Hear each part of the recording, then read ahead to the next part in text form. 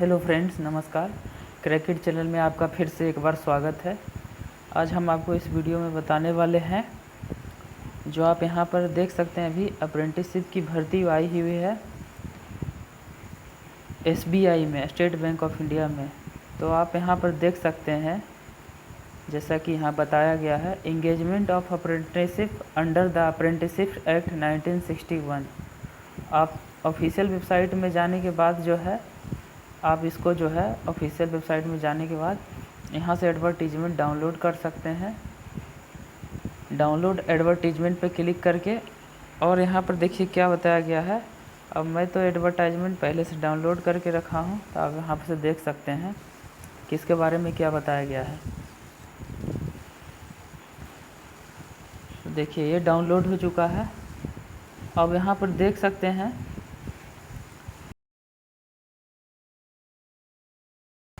एक सेकेंड, हाँ अब सही हो गया। यहाँ पर देखिए, engagement of apprenticeship under the apprenticeship act 1961।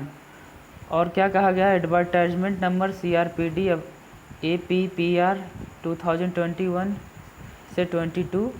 और यहाँ पर online registration of application from 6 जुलाई से 26 जुलाई तक का है, यानी 20-21 दिन तक का ही डेट दिया गया है। और एग्ज़ाम के भी डेट की भी घोषणा कर दी गई है, यानी अगस्त में कभी भी हो सकता है। और यह जो अप्रेंटिसशिप का ट्रेनिंग आपको करवाया जाएगा, स्किल इंडिया प्रोग्राम के तहत कराया जाएगा। और आप इसमें देख सकते हैं इसमें क्या क्या कहा गया है। फॉर्म भरने के लिए आप यहाँ पर इस वेबसाइट कर सकते हैं। इसका जो है लिंक मैं अपने दूँगा वीडियो के।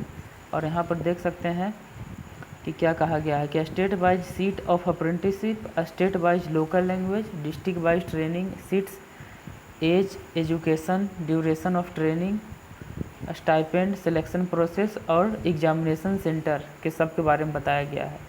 तो नेक्स्ट यहाँ पर देख सकते हैं कि कहाँ कितना सीट है। तो यहाँ पर देख सकते हैं कि आपको जहाँ भी भरना हो उस स्टेट का लैंग्वेज आना चाहिए। तो यहाँ पर अगर गुजरात भर रहे हैं, गुजराती आना चाहिए आपको यहाँ पर। और सीटों की संख्या दी हुई है टोटल 800। फिर उसके बाद आंध्र प्रदेश में तेलुगु और उर्दू है। कर्नाटक में इसी तरह से कन्नड़ है, कन्नड़ भाषा आना चाहिए अगर कर्नाटक स्टेट चूज कर रहे हैं। तो उसी तरह से MP के लिए हिंदी, छत्तीसगढ़ के लिए भी हिंदी, वेस्ट बंगाल के लिए नेपाली और बंगाली, अंडमान निकोबार के लिए भी दिया हुआ है यहाँ हिंदी और इंग्लिश। उसी तरह से सिक्किम के लिए। तो सर आप देख सकते हैं नोटिफिकेशन में। उसके बाद जो सीटों की संख्या अभी यहीं पर दी हुई है कि किस स्टेट में कितना सीट है। तो आपको जो लैंग्वेज आता है उसी स्टेट से फॉर्म भरे तो ज़्यादा बेटर होगा, क्योंकि इसमें जो है लैंग्वेज का टेस्ट भी लिया जाएगा सेकेंड एग्ज़ाम में।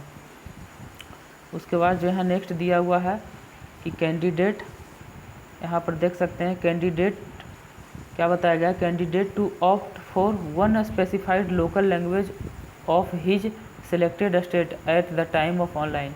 कह रहा है एग्ज़ाम फॉर्म भरते समय आपको जो है एक लैंग्वेज चुनना है कि आपको कौन सा लैंग्वेज जो है में आप जो है मतलब कि लैंग्वेज का टेस्ट देना चाहते हैं।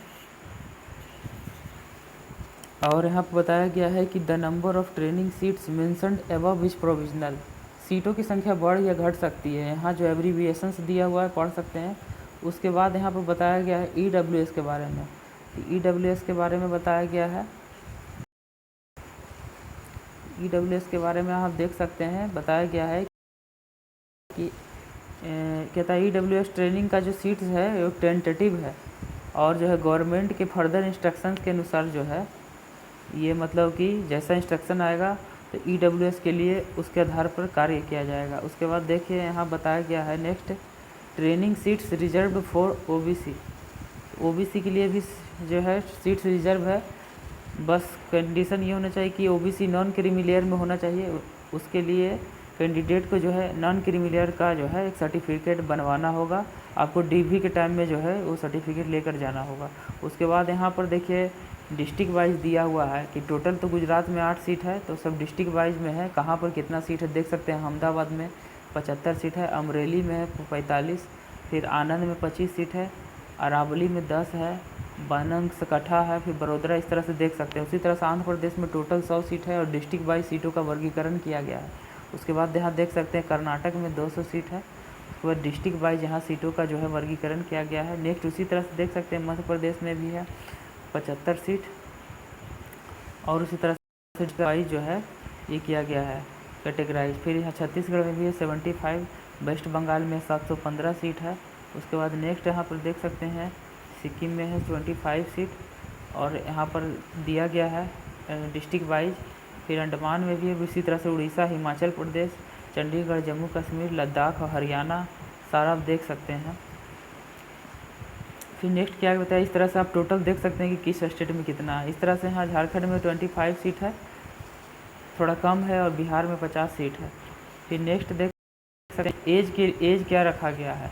तो एज के लिए देखिए क्या बताया गया है कि मिनिमम जो है 20 साल का एज होना चाहिए, मिनिमम जो है एज 20 साल होना चाहिए, और मैक्सिमम 28 साल होना चाहिए 31 अक्टूबर को।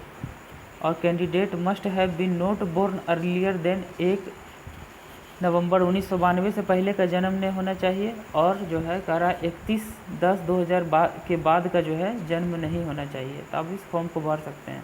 नेक्स्ट क्या बताया गया है कि maximum age indicated is for unreserved and EWS. ये जो एज बताया गया है ईडब्ल्यूएस और जनरल कैटेगरी वालों के लिए है। और यहाँ पर बताया गया relaxation in upper age limit is applicable as per government of India. पता है SC ST OBC और PWD के लिए जो है गवर्नमेंट ऑफ इंडिया के गाइडलाइंस के अनुसार जो है छूट जो है मिलेगा। नेक्स्ट देखिए बताया गया reservation of person of disability. Disability वालों के लिए जो है रिजर्वेशन जो है मेन वैकेंसी के अंतर्गत ही रखा गया है। उसके बाद जो है नेक्स्ट सबसे important point, educational qualification graduation होना चाहिए। इसको भरने के लिए आपको ग्रेजुएशन पास होना चाहिए, मस्ट एकदम। उसके बाद जो ट्रेनिंग का ड्यूरेशन होगा वो ये कोई जॉब नहीं है बल्कि एक ट्रेनिंग प्रोग्राम है। आप देख सकते हैं 1 साल का ट्रेनिंग दिया जाएगा, ओनली 1 ईयर का। और इसके लिए जो है आपका सैलरी भी अच्छा खासा रहेगा, हालांकि उसको सैलरी नहीं बोलते हैं, उसको स्टाइपेंड कहेंगे। और यहाँ पर देख सकते हैं the apprenticeship are eligible for stipend 15,000, यानी 15,000 रुपये का आपको दिया जाएगा स्टाइपेंड। और इसके अलावा किसी भी तरह का जो है बताया गया है कि इसके अलावा जो है किसी भी तरह का DA वगैरह ये सब अलाउंस और किसी भी तरह का बेनिफिट नहीं दिया जाएगा। इसमें जो है एक सबसे इम्पोर्टेंट बात बताया गया है कि क्या ये इसको कर लेने के बाद आपको जो है वेटेज दिया जाएगा आगे कलर की सबकी वैकेंसी में। तो यहाँ पर देख सकते हैं कि इसके लिए भी बताया गया है कि वेटेज इसमें दिया जाएगा। और देखिए वेटेज के लिए क्या कहा गया है कि वेटेज और relaxation in recruitment of junior associates will be given. क्या कहा जाएगा कि दिया जाएगा आपको जो है आगे SBI की तरफ से जो भी वैकेंसी आएगा उसमें आपको जो है इसको ट्रेनिंग कर लेने के बाद आपको वेटेज दिया जाएगा। क्या कहा गया देखिए कि junior associate will be given to apprenticeship who have successfully completed the apprenticeship training in our bank. अगर जो भी लोग सक्सेसफुली ट्रेनिंग कर लेते हैं तो उनको जो है जूनियर एसोसिएट की वैकेंसी में जो है प्रेफरेंस दिया जाएगा। अब कितना दिया जाएगा प्रेफरेंस ये तो आने वाले समय में ही पता चलेगा कि कितना जो है बैंक ने डिसाइड किया है प्रेफरेंस। अब इसके बाद देखिए सिलेक्शन का प्रोसेस क्या होता है, 2 फेज में होगा। पहला आपका रिटन टेस्ट होगा, उसके बाद दूसरा जो होगा टेस्ट ऑफ लोकल लैंग्वेज, जो भी मैंने थोड़ी देर पहले बताया था कि आप जिस स्टेट में भी फॉर्म भरेंगे उस स्टेट का जो है लोकल लैंग्वेज आपको आना चाहिए। जैसे आप भर रहे हैं असम में तो आपको आसामी या बंगाली होना चाहिए। उसी तरह से आप पंजाब में भर रहे हैं तो पंजाबी और हिंदी आना चाहिए। तो जिस स्टेट में भी आप जो है जिस लैंग्वेज में आप जो है एक्सपर्ट हैं उस लैंग्वेज तो वही स्टेट को चूज करें जो आपको लैंग्वेज आता हो। अब आप यहाँ देख सकते हैं नेक्स्ट सिलेबस क्या रखा गया है प्री एग्ज़ाम के लिए। तो प्री एग्ज़ाम के लिए यहाँ रखा गया है सिलेबस जनरल फाइनेंशियल अवेयरनेस के लिए 25 नंबर का क्वेश्चन होगा, 25 मार्क्स का होगा फुल्ली। और उसके बाद देख सकते हैं यहाँ जनरल इंग्लिश सेकेंड पार्ट में नंबर ऑफ क्वेश्चन 25, मैक्सिमम जो नंबर होगा 25 मार्क्स का होगा। उसके बाद देख सकते हैं नेक्स्ट क्वांटिटी एप्टीट्यूड यहाँ पर दिया गया है, और क्वांटिटेटिव एप्टीट्यूड भी जो होगा 25 मार्क्स का 25 नंबर का होगा और 25 क्वेश्चन भी होंगे। नेक्स्ट हो गया कि रीजनिंग एबिलिटी और कंप्यूटर साइंस का कंप्यूटर का क्वेश्चन होगा, 25 नंबर का क्वेश्चन होगा और 25 मार्क्स, यानी टोटल 100 नंबर के क्वेश्चन होंगे। और इसमें जिसका जितना ज़्यादा मतलब कि नंबर रहेगा उनको जो है लैंग्वेज टेस्ट के लिए बुलाया जाएगा। तो क्वेश्चन जो है यहाँ पर देख सकते हैं क्वेश्चन होगा आपका हिंदी और इंग्लिश में होगा। क्वेश्चन जो होगा वो हिंदी और इंग्लिश में होगा। और यहाँ पर सबसे इम्पोर्टेंट बात कि जो हर एक टेस्ट के लिए जो है सेपरेट टाइमिंग होगा। जैसे कि मान लीजिए कि सब के लिए देखिए 15 मिनट फिक्स किया हुआ है, इसके लिए भी 15 मिनट दिया हुआ है, फिर आपको इंग्लिश के लिए भी 15 मिनट है, फिर 25 क्वेश्चन क्वांटिटी एप्टीट्यूड के लिए भी 15, यानी सेपरेट है, यानी एक साथ नहीं है। 15-15 मिनट जो है सब के लिए दिया जाएगा। तो आपको जो है 15 मिनट हर सेक्शन पर देना है। आपको ना तो ज़्यादा टाइम मिलेगा किसी एक सेक्शन के लिए और ना ही कम। उसके बाद नेक्स्ट है, यहाँ पर नेक्स्ट बताया गया है कि द क्वेश्चन जो है हिंदी और इंग्लिश में सेट किया जाएगा, और इंग्लिश के क्वेश्चन को छोड़ के, क्योंकि इंग्लिश एक ऐसा सब्जेक्ट है उसका तो क्वेश्चन इंग्लिश में ही रहेगा। नेक्स्ट है कि यहाँ पर निगेटिव मार्किंग भी होगा। यहाँ पर जो है there will be negative marking for wrong answers. Wrong answer के लिए निगेटिव मार्किंग होगा, 1/4 मार्क होगा, यानी एक गलत पर 0.5 नंबर जो है डिडक्ट कर दिए जाएंगे। उसके बाद जो है जितना ज़्यादा हाईएस्ट मार्क्स होगा उसके अनुसार जो है आपका मेरिट बनाया जाएगा। और फिर जो है एग्ज़ाम देख सकते हैं एग्ज़ाम सेंटर कहाँ कहाँ हो सकता है, चूज करेंगे उसका एग्जामिनेशन सेंटर यहाँ हो सकता है, आप देख सकते हैं लिस्ट में। और इसी तरह से है, इस तरह से ही रहेगा आपका पूरा शेड्यूल। और नेक्स्ट बताया गया है कि द लोकल लैंग्वेज के बारे में, कि the specified local language of the states are as mention in para A. इस पैरा ए में जो है मेंशन है लैंग्वेज के बारे में। और फिर मेडिकल टेस्ट लिया जाएगा। तो मेडिकल टेस्ट के बारे में बताया गया कि engagement of selected apprenticeship is subject to her his being declared medically fit as per the recruitment of bank, यानी बैंक के द्वारा जो भी मतलब कि मेडिकल कंडीशन मांगा गया है उसमें आप फिट हो जाने के बाद आप जो है आपका सिलेक्शन हो जाएगा। फाइनल सिलेक्शन जो है देखो 3 बातों पर डिपेंड करेगा। पहला जो है verification of eligibility for the post and information furnished bye on the online. कहता है कि आपका जो है सारा सर्टिफिकेट सही होना चाहिए, ग्रेजुएशन का, इंटर का, मैट्रिक का जो भी है तो ये होना चाहिए। उसके बाद जो है qualifying in test specified opted local language where applicable. तो आपका जो लैंग्वेज चुने हैं लोकल लैंग्वेज, तो वो लोकल लैंग्वेज पास हो जाना चाहिए। और qualifying in medical exam, pre exam तो पास होना ही चाहिए। तो इनके बेसिस पर जो है आपका सिलेक्शन होगा। वेटिंग लिस्ट के बारे में देखिए क्या बताया गया। तो वेटिंग लिस्ट के बारे में बताया गया है कि ए वेटिंग लिस्ट जो है स्टेट वाइज वेटिंग लिस्ट बनाया जाएगा। हाँ, एक चीज़ ध्यान रखना है कि इसका जो कट ऑफ होगा स्टेट वाइज हर स्टेट का अलग अलग होगा। ये ऑल इंडिया कट ऑफ नहीं होगा जैसा SSC LDC वगैरह में होता है। ये इसका जो कट ऑफ होगा स्टेट वाइज अलग अलग होगा हर स्टेट का, और कैटेगरी वाइज भी सबका अलग अलग हो सकता है। तो यहाँ पर बताया गया वेटिंग लिस्ट के बारे में कि स्टेट वाइज जो है category, state category wise will be maintained for 1 year from the date of result on engagement of. देखिए क्या बताया गया है, यहाँ पर देख सकते हैं from the date of result of the engagement of apprenticeship और next engagement exercise whichever is earlier candidate will be released only once from this waiting against non joining subject to availability और qualified candidate. कहता है कि जो लोग join नहीं करेंगे तो उसके जगह पर है नए लोगों को बुलाया जाएगा, या सीट जो है पूरा फिल नहीं होता है तो उसके जगह पर जो है वेटिंग वाले कैंडिडेट को बुलाया जाएगा। और फ़ी की देखिए क्या फ़ी का भी कुछ ज़्यादा चार्ज नहीं है।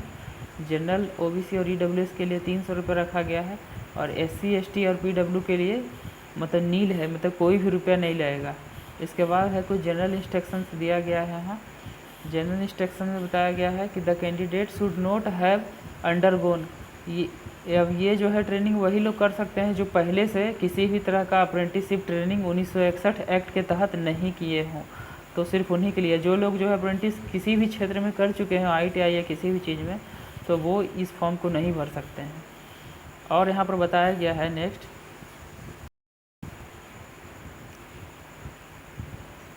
नेक्स्ट बताया गया है कि SBI shall have no obligation to offer regular employment to apprenticeship during and or after the completion of the apprenticeship period. After completion of apprenticeship period, candidate will be relieved from their respective work area.